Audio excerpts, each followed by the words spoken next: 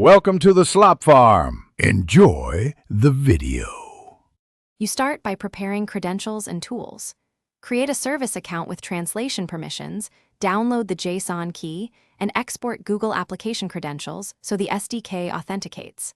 Once done, install the Google Cloud Translate package with pip.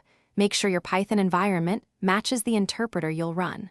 Also, confirm billing is enabled because requests consume quota.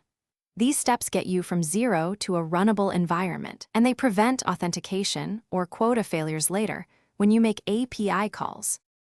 Next, you authenticate in code and call the API. Import and instantiate the Translate client because that binds your credentials to requests. Then call client.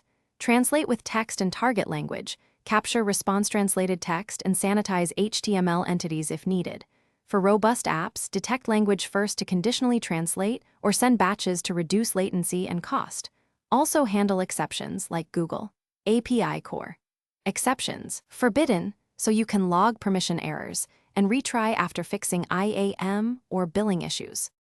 Finally, refine and finalize your integration. Choose model and format options to balance quality and cost, and apply glossaries or custom models for domain-specific terms.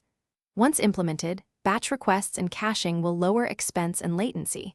Monitor usage in the console. If you hit failures, first verify your JSON key path and IAM roles, then check quota limits and network egress. If translations return unexpected text, inspect format settings and try model equals NMT for higher fidelity. This often resolves accuracy. Thanks for watching. Consider subscribing if we helped you today.